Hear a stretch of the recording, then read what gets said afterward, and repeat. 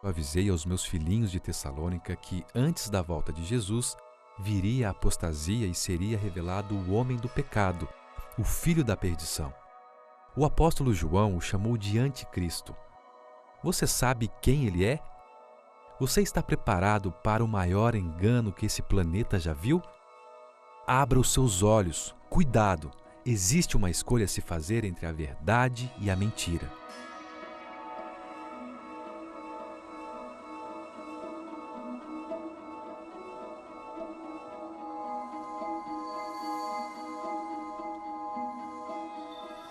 Na segunda carta aos Tessalonicenses, capítulo 2, versos 1, 3 e 4, o apóstolo Paulo diz: Irmãos, no que diz respeito à vinda do nosso Senhor Jesus Cristo e à nossa reunião com Ele, nós vos exortamos, ninguém de modo algum vos engane, porque isto não acontecerá sem que primeiro venha a apostasia e seja revelado o homem da iniquidade, o filho da perdição, o qual se opõe e se levanta contra tudo que se chama Deus ou é objeto de culto, a ponto de assentar-se no santuário de Deus, ostentando-se como se fosse o próprio Deus.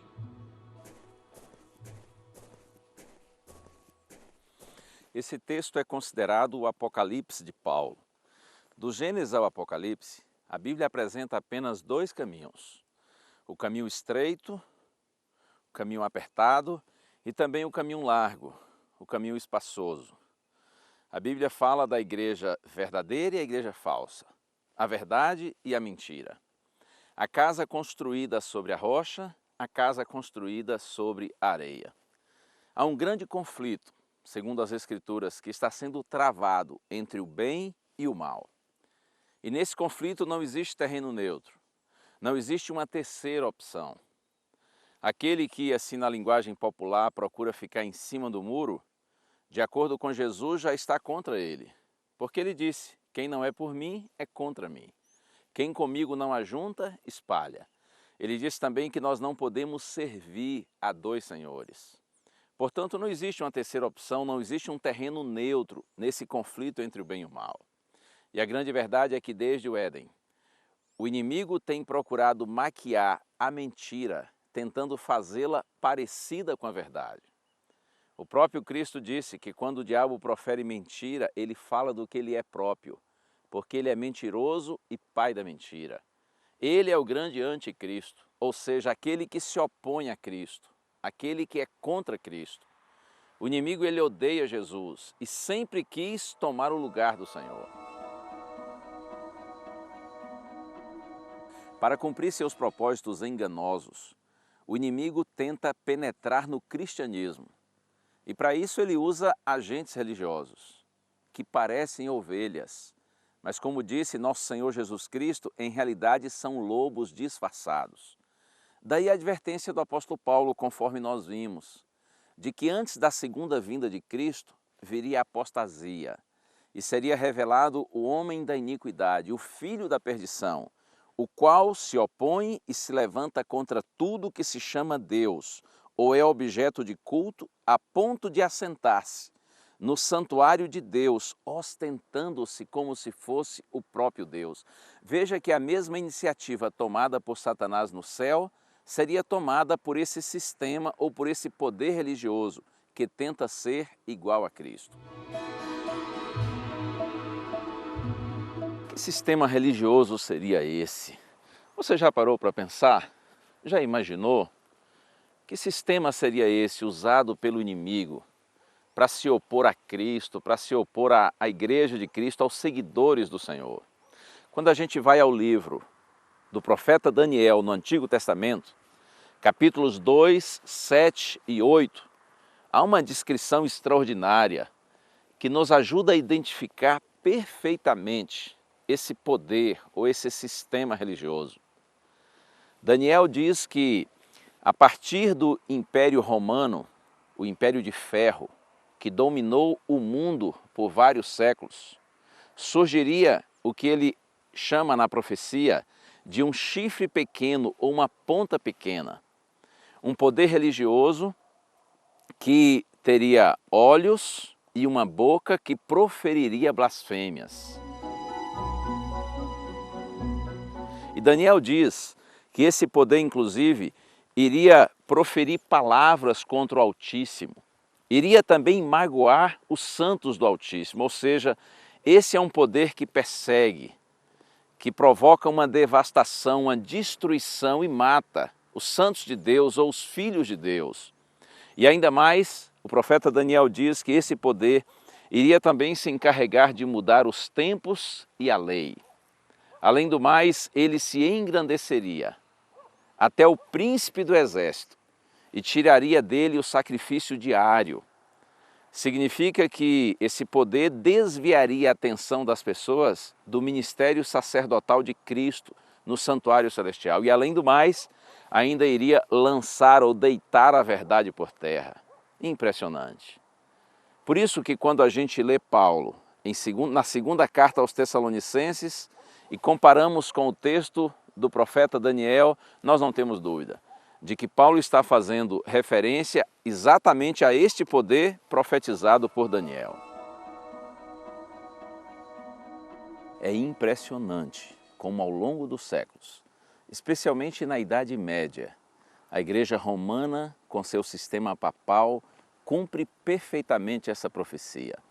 A venda de indulgências, a doutrina da infalibilidade papal, o líder maior da Igreja sendo considerado o vigário de Cristo, ou o representante de Cristo, e ainda a Igreja ser vista como a voz de Deus, ou a substituta de Deus na terra.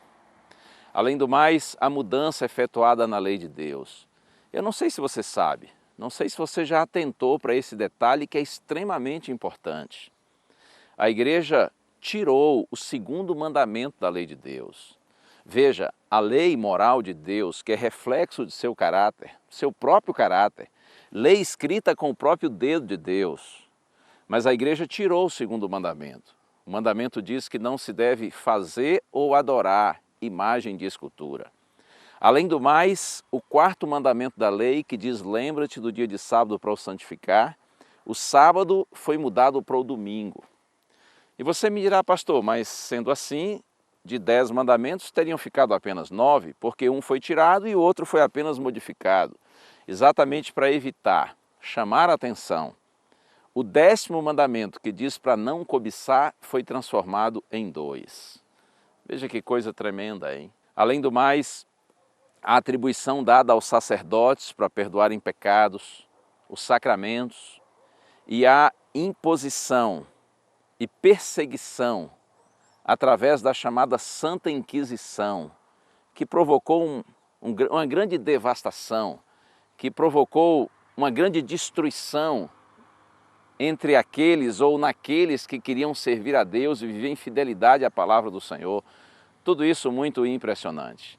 A gente não tem dúvida de que ao longo dos séculos, o inimigo, de forma travestida de religiosidade, agiu e agiu tremendamente. O maior anticristo, porém, é o próprio diabo. Como o maior dos seus enganos, ele vai tentar falsificar a segunda vinda de Cristo. Esse assunto ele é bastante amplo, esse é um assunto profundo, além de muito extraordinário. E é claro que em poucos minutos eu não tenho como lhe explicar todos os detalhes, mas eu quero lhe estimular a seguir estudando a Bíblia. Estude com afinco, com oração, clamando ao Espírito Santo por discernimento. Dê uma atenção especial aos livros proféticos de Daniel e Apocalipse. Você vai se maravilhar, vai se encantar com as revelações do Senhor e acredite, essa é a única forma de nós não sermos enganados. Outro dia eu estava no meu carro e resolvi ouvir rádio. Aí coloquei numa estação de rádio cristã e havia ali um pregador fazendo sua mensagem e uma coisa me chamou muito a atenção quando ele disse umas palavras que, segundo ele, foram proferidas pelo seu líder religioso, pelo seu líder maior. As palavras são assim, abre aspas, nem toda a verdade está na Bíblia e nem tudo o que a Bíblia diz é verdade. Eu fiquei impressionado com isso. Repito para você, nem toda a verdade está na Bíblia e nem tudo o que a Bíblia diz é verdade. Palavras de um líder religioso? Essas palavras parecem mais do próprio diabo. Por isso que eu digo para você, a gente precisa ter muito cuidado, porque há muitos enganos nesse mundo. E outro dia cheguei a Novo Tempo para trabalhar e um amigo me mostrou um e-mail que uma pessoa havia mandado lá para a escola bíblica.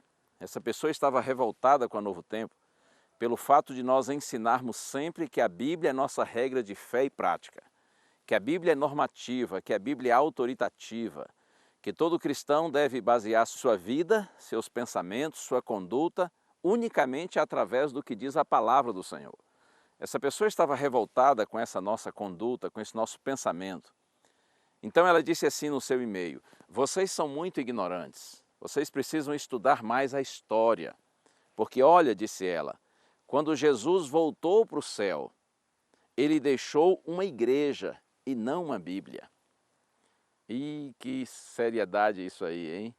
Imagine a implicação dessa declaração. Eu imagino que essa pessoa estava repercutindo algo que ouviu na sua própria igreja. Quando Jesus voltou para o céu, ele deixou uma igreja e não a Bíblia. Você compreende o significado disso? A ideia de que a igreja tem mais autoridade do que a Bíblia. É evidente que essa declaração está errada, está totalmente equivocada. Porque quando Jesus voltou para o céu, depois da sua ressurreição, é claro, ele deixou sim uma Bíblia. Todos os livros, os 39 livros inspirados do Antigo Testamento já estavam escritos.